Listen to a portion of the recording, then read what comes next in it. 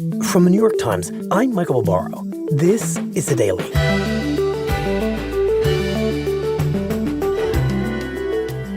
Today, we look at what caused the collapse of Silicon Valley Bank and why it required an emergency federal rescue plan for the entire industry. My colleague, Emily Flitter, explains.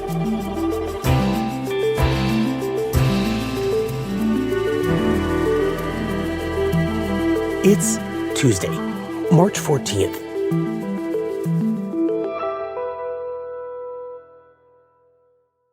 Emily, it has been a truly remarkable 72 or 96 hours, depending on how you measure it, in the world of finance. And I think for those of us who lived through the 2008 financial crisis, which also unfolded over a weekend, everything about this feels like deja vu. Like, here we go again.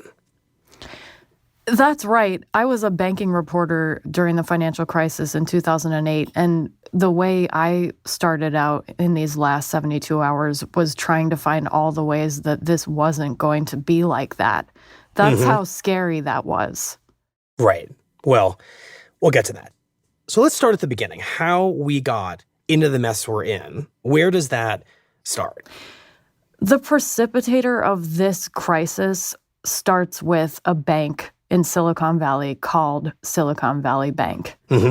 It's a trendy, sort of sexy name that many people may not have heard about, but it certainly was one of those banks that, you know, the CEO was on CNBC, and it had a reputation for being associated with innovation and the future and tech bros and things like that. But the bank's origins were much humbler than that. Tell me about that.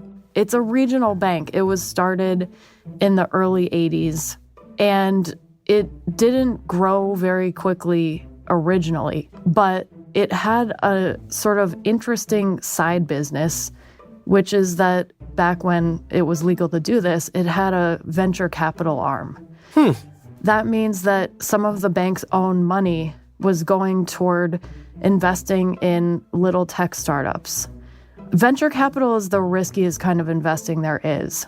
And a lot of banks are really conservative and they wouldn't dream of doing this. But this bank began to grow in the venture capital world. And eventually, Greg Becker, the head of the venture capital business, took over the bank. And he courted the venture capitalists themselves. And the bank ended up just becoming like this central figure in the world of venture capital investing and startups in a way that was so dramatic that there were little companies that had just started out on a prayer and a little idea.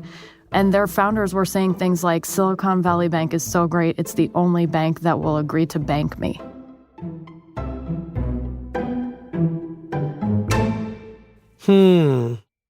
So what ends up happening to this regional bank closely tied to Silicon Valley and its businesses that has a real taste for risk?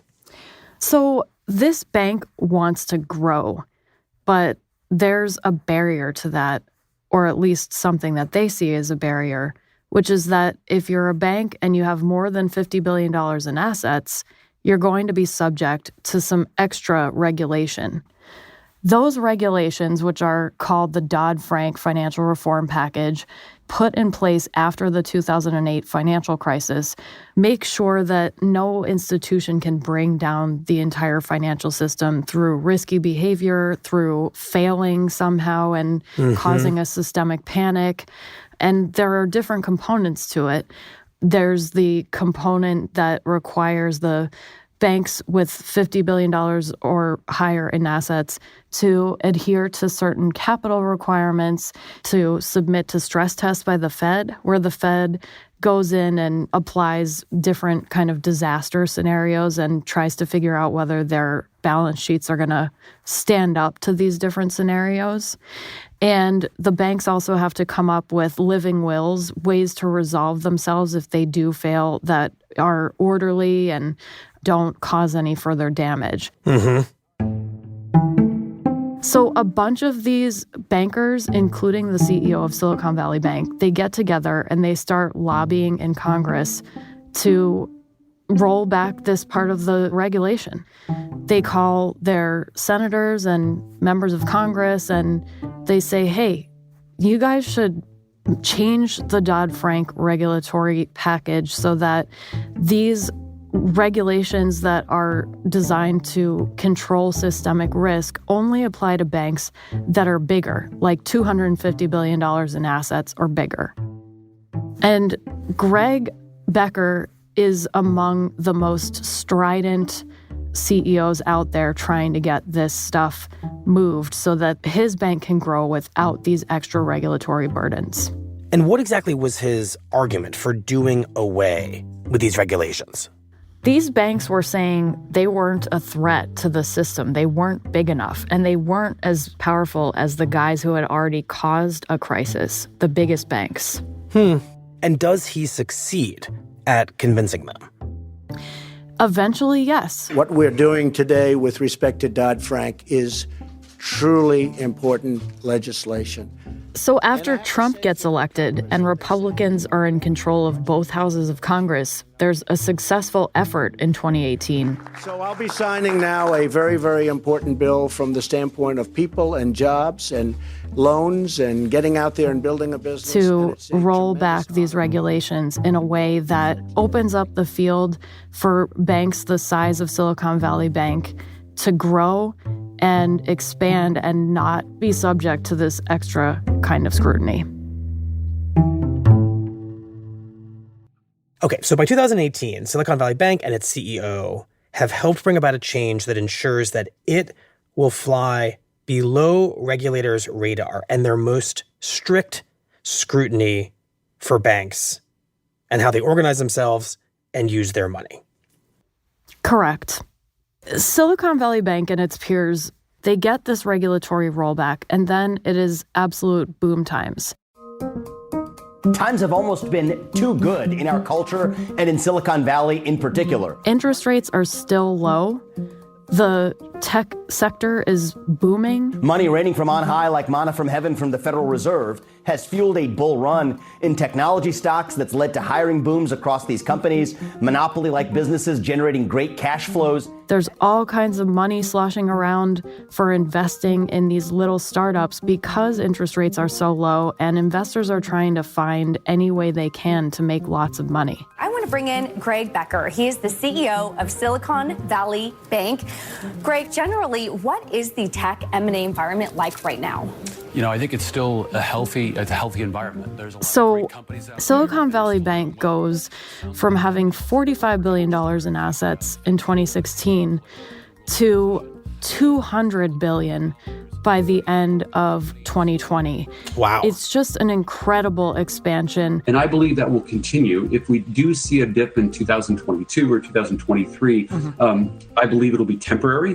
Silicon Valley Bank's essentially the investment bank for the innovation economy. So they're very well positioned for what we think are great future growth companies. And they're just taking on all kinds of new clients. They have a specialty business in financing wineries. So when you walk into their headquarters in Menlo Park, the lobby is full of bottles of wine from the vineyards that they bank. It's just like it's that scene.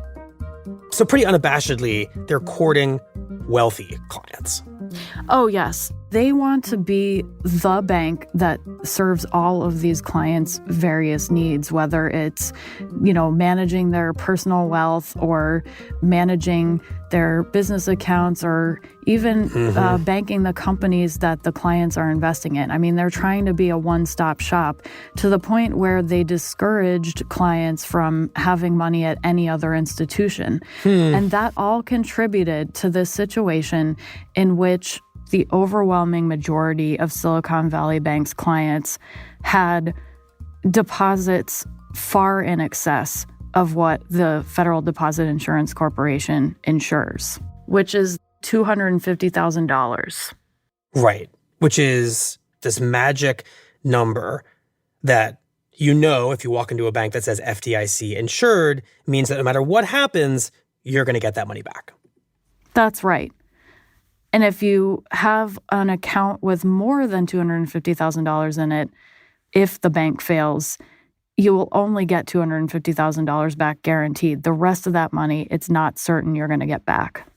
But that was a risk that it sounds like lots and lots of people using Silicon Valley Bank were willing to take. It was, and it's a massive failure in risk management by the bank and by some of its customers. For instance, Roku, the company that makes smart TVs, had like $500 million just sitting in a bank account with this bank, uninsured. So what does Silicon Valley Bank do with all of this tens of billions of dollars coming in during this period of breakneck growth and quite low regulation? Well, they put some of it into what they think are pretty safe investments. They're longer dated U.S. government bonds that mature in 20 or 30 years. And they do that because you can earn more money on the longer dated stuff in an environment in which interest rates are really low. Got it. And of course, interest rates were very low over the past few years. Yes, but at the beginning of 2022, rates started to go up. And the Fed made it really clear that they were going to have to keep raising interest rates again and again and again until they achieved their goal of subduing inflation. And the more interest rates went up, the more pressure there was on the whole startup ecosystem in Silicon Valley. Things that seemed like a good idea when interest rates were near zero, all of a sudden didn't seem like they were going to fly. And startups started to collapse. Tech companies started to lay off workers. Everybody was belt tightening. And that meant that the companies who were Silicon Valley Bank's depositors needed to get some of their cash out. And so Silicon Valley Bank needed to get its own cash out of those seemingly safe long-term treasury bonds that it had bought. And that's when they made a really bad decision. They decided to sell their entire $21 billion portfolio of these long-dated treasury bonds in one 24-hour period. And they end up taking a $2 billion loss on this decision to sell this portfolio. And the world learns that late on Wednesday last week.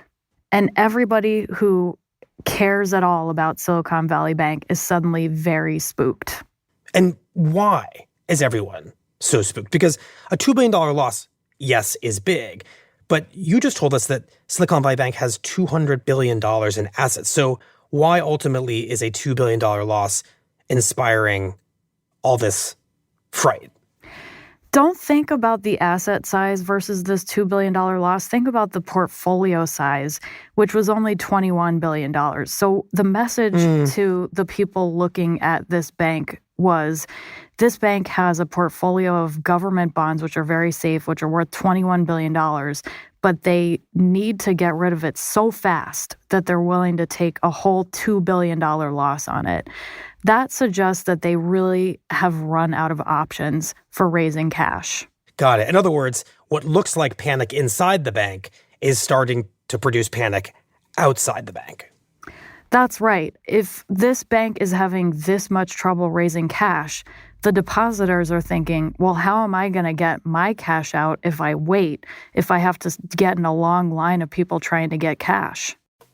Developments now on what is becoming a bigger story by the hour. Silicon Valley Bank, the company facing what can only be described as a bank run. And by Thursday, there is a run on the bank. Many of its clients are pulling their money out of their accounts. The bank is trying to reassure its customers that their money is safe. $42 billion in deposits gets withdrawn. Shares of its holding company, SVB Financial, are plunging down 34%. The stock crashes. It's just absolute panic.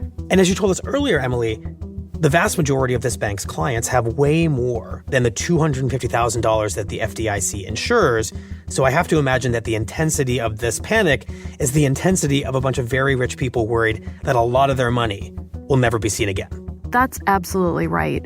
And Friday marks the end of a rough week for the banking industry. And by Friday morning, the situation is so bad. Alarm outside headquarters of Silicon Valley Bank in Santa Clara, California today. Withdrawals are happening so quickly that the government steps in and takes over the bank. It's the largest bank to fail since the 2008 financial crisis. Right. And this is the moment when we describe Silicon Valley Bank as failing. It is now officially a failed bank under government control. That's right. And now there's a question of who's next. Is this panic going to spread? And what could possibly stop it?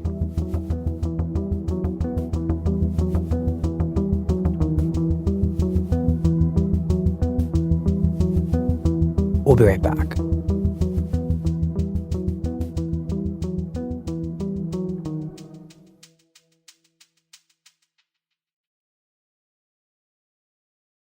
So, Emily, what happens over the weekend after Silicon Valley Bank has failed and the federal government has stepped in and taken it over?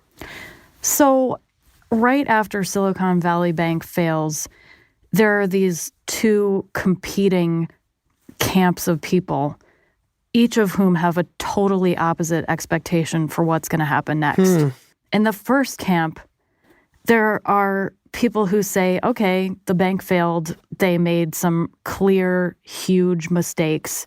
And the FDIC is going to do what they do best and sort it out and figure out how much money they can give back to the uninsured depositors, and life will go on. Right. In other words, a kind of tough medicine approach that says this bank screwed up and is going to suffer the consequences. And if you have over $250,000 in this bank, you're probably going to get a lot of it back. It might take some time. This is the tough medicine required when people do stupid things. Exactly. And banks have failed throughout the history of the United States, and the FDIC is very practiced in handling a resolution, even if it's a big one like Silicon Valley Bank. So this was, in some ways, not uncharted territory. On the other side, though, we were in uncharted territory because this was the first time in history that a bank had failed, especially of this size, whose customers were rich, entitled, and extremely online. You already have panicked investors like Bill Ackman begging the government to bail out the banks that are not letting people get their money out of the banks right now. These people had access to social media accounts with tens or hundreds of thousands of followers. The human impact of this, I think, is something I cannot underscore enough. And they had a level of sophistication in their ability to talk about their companies, their ecosystem, and what they were demanding that went well beyond the customers of a normal bank. And they were all wanting the same thing. They were demanding to get all of their money back. Mark Cuban, he's been very active on Twitter, weighing in on these developments. And this camp has really powerful allies, like Mark Cuban, the multi-millionaire investor who owns the Dallas Mavericks. He wrote, "The tragedy of SVB is that it's not the wealthy taking the hit. It's the thousands of companies who borrowed from SVB and were required to keep their cash in SVB." Or former Treasury Secretary Larry Summers, or the hedge fund manager Bill Ackman. Those entrepreneurs and their employees and vendors are feeling the pain, and they are who the Fed should protect. And they're all saying basically that if these Silicon Valley customers don't get made whole, everything is going to descend into chaos. The financial system is going to stop functioning. Regular people are going to lose trust in banks and pull their money out. Other banks are going to fail. I mean, they are painting a really grim picture. Okay, so this is the second camp, and they do not want this bank failure to proceed like a traditional bank failure. Basically, they are predicting that if Silicon Valley Bank depositors are not given access to all their money, even beyond the FDIC insurance of $250,000, that there could be runs on many banks across the country. That's right. They're saying this problem is not contained in Silicon Valley Bank. It's not just one bank that made a series of bad decisions. It's going to be everywhere unless the government does something very drastic. Right. So I think, Emily, that brings us to Sunday, this moment of truth, when we learn whether the federal government is going to side with the first camp that says, now that we've taken over the bank, that's all we have to do, and depositors who don't have insurance for a lot of their money are going to suffer, or whether the government is going to side with the second camp and basically come up with a special rescue operation for these uninsured depositors. So describe what happens. Well, so by the time Sunday rolls around, there is that question, what is the government going to do? Just let the uninsured depositors twist in the wind in this one bank or bail them out? But that's not all. The question also is, how is the government going to respond to the escalating panic that has been generated and stoked by these guys on social media? Mm-hmm. And the government basically decides to throw a lot of the tools that they have at this problem, agreeing with these tech bros that this is a big deal and it could spread and cause a wider panic in the financial system if they don't take drastic action. Interesting. And what is that action? The action they take is this. First of all, and this is in a sense the least surprising thing if you agree that this is a spreading financial panic, is that they do make Silicon Valley's depositors whole, even those who didn't have insurance on their deposits. And when you say make them whole? Meaning, no matter how much money you had in a bank account at Silicon Valley Bank, which failed, you will get all of your money back. In other words, they make an exception to the normal FDIC cap of $250,000. That's right. It doesn't matter. You could have $2 million, you could have $20 million, you could have $500 million. You're getting your money back from this bank, however much you had in deposits there. So that's not all. The government takes over another bank. Signature Bank is a regional lender based in New York. Its name has been in the mix of these regional banks that are being targeted by investors. Their stock prices are sinking, and there's questions about whether depositors trust them. And the government said, in addition to making Silicon Valley Bank customers whole, we're also going to make Signature Bank customers whole. Got it. So at this point, the government now controls two banks, and it's made exceptions to its normal FDIC insurance caps to both of them. That's right. And finally, the government announces that banks now have two ways to get almost instant cash from the Fed at almost no borrowing cost. And the message is this: banks, if you need cash, if your depositors want their money, come to us. We'll give you the cash. It's a very safe lending program that we have.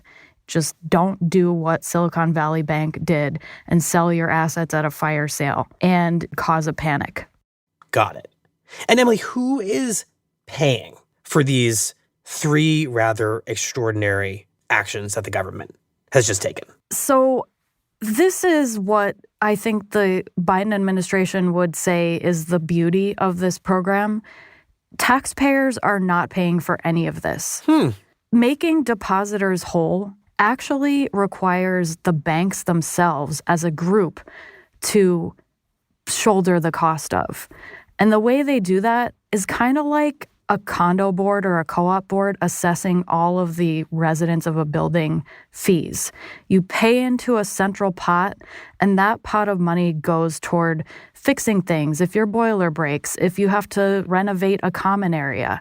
The same thing applies to deposit insurance. Banks all pay into a central fund, and then when one of them fails, that's the money that's used to make depositors whole. And then later, they're actually going to have to recoup that and replenish the fund through special assessments of banks.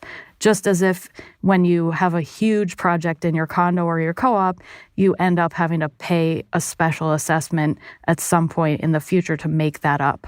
Got it. So unlike in 2008, when the government ended up bailing out big banks, this is not a taxpayer bailout of banks. This is so far a bank bailout of banks. Absolutely. That's what it is. And so how do federal regulators, how does the Biden administration end up justifying such unusual and aggressive actions really across this entire industry? What the government did was they invoked the possibility that these two banks posed systemic risk to the system. That is the concept whereby if one thing goes bad in the financial system, everything goes bad and it destabilizes everything. And regular people can't do regular financial business. So the FDIC actually said on Sunday night that they were using a systemic risk exception to the $250,000 limit on deposit insurance to make the depositors at these two institutions whole. Mm-hmm. So this feels like a really important question. Given that the government is now saying that what happened here amounts to systemic risk, I'm now wondering, did our government kind of get bullied into reaching that conclusion by that second camp you described, by these wealthy depositors and their allies in tech who have a lot at stake here and seem to deliberately fan the fear of a systemic risk that would require the kind of rescue the government just released? In other words, the failure of Silicon Valley Bank might not have been a systemic risk to the banking sector, but a lot of people involved in this turned it into a systemic risk over the past few days. I think that is a really plausible explanation. When you look at the industry that was stamping its feet and trying to get this exception and prophesying doom and gloom if they didn't get it, these are the people whose job it is to take the biggest risk, to pick companies that are almost certain to fail. That's what the startup world is. It's investing in things that you know you could lose all of your money in. Mm-hmm. This same group of people turned around and said, if we aren't made whole, the entire financial system could collapse and the economy could be thrown into a recession. The problem is that the inherent understanding of how the banking system works is now going to include the anticipation that if any bank fails, even if they're kind of small or just not enormous, that all of the depositors are going to get bailed out. And that's going to change a lot of decisions that people who are bank customers make about the risk that they want to take. Right. Among other things, it would seem to increase everyone's appetite for risk because the risks that were taken by Silicon Valley Bank were never punished here. That's right. And even if it doesn't increase the risk appetite of a person who says, I want to go out and do all kinds of outrageous things with my money, it just might make more people careless. Mm-hmm. So we're talking to you on Monday afternoon. This plan has been out in the world for about half a day. The market here in New York has been open for around 6 or 7 hours. Where do things now stand with this plan? Has it done its stated goal of calming everything down and stopping these runs on banks that everybody was so afraid of? I can't say yet for sure that it stopped the run by depositors or that there even was a run on another bank to the extent that there was on Silicon Valley Bank. What I can say is that even though the stocks of the regional banks have continued to lose value, they're not hurtling down towards zero the way they were on Friday. Friday was so bad in the stock market that several of these banks actually had trading in their shares halted. And we haven't seen that today. So I think we're in a place where the regulators and investors and depositors are going to watch and see what happens and see if maybe we've gotten to the crest of this. Emily, I'm struck by the fact that just 5 years ago, as you recounted earlier in this conversation, Silicon Valley Bank and its CEO led this charge to roll back regulations that might have required much greater government scrutiny of its finances and its risk-taking. And perhaps that would have prevented the bank from taking the kind of risk that it did and that led us to this place. Are officials now looking back at that 2018 decision with any regret?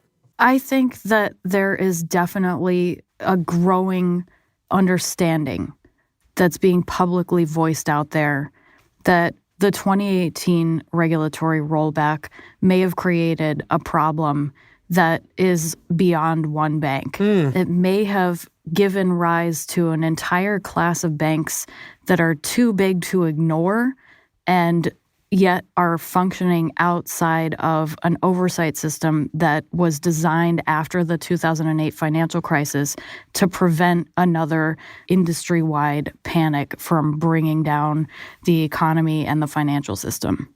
It's an interesting phrase you use, too big to ignore, because the whole idea was that there were banks that were too big to fail and they were regulated one way, and there were banks that were too small to worry about and they were regulated differently. And from what you're saying and what sounds like these officials are now saying, there might be this new class of banks, right, that are... Right, that are big enough that we have to worry about them. After the financial crisis, there was this idea that some banks were too big to fail, like JP Morgan, Citi, but those were the exception, and the rest of the banks actually still had room to fail. But what these last couple of days have shown us is that maybe there is less of a difference between the biggest banks and some of these less big banks. We're now in a world where, whether it's caused by irrational fear or something else, the failure of just one of these smaller banks can threaten the entire system. And that's shocking and potentially very scary. Well, Emily, thank you very much. We appreciate it. Thank you. Today, thanks to the quick action of my administration over the past few days, Americans can have confidence that the banking system is safe. Your deposits will be there when you need them. On Monday, President Biden sought to assure Americans that the banking sector remained healthy, but investors seemed unconvinced. The stock price of many regional banks plunged, with several losing about half their value, including Western Alliance Bank in Arizona and First Republic Bank in New York. We'll be right back.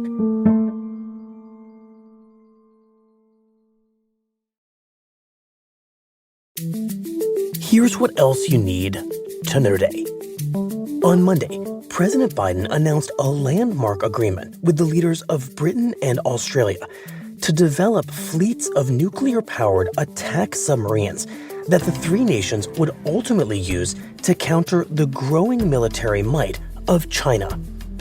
The deal is designed to prepare for a potential armed crisis over Taiwan, the democratic island with de facto independence that Chinese leaders claim as their own. As part of the deal, the United States is sharing the nuclear technology behind its submarines for the first time in 65 years.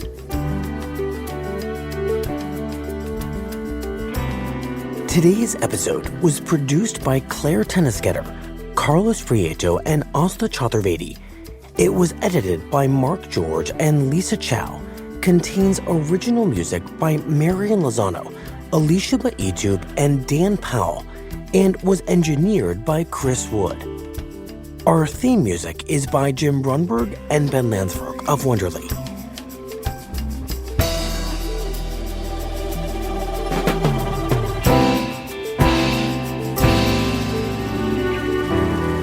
That's it for the Daily. I'm Michael Barbaro. See you tomorrow.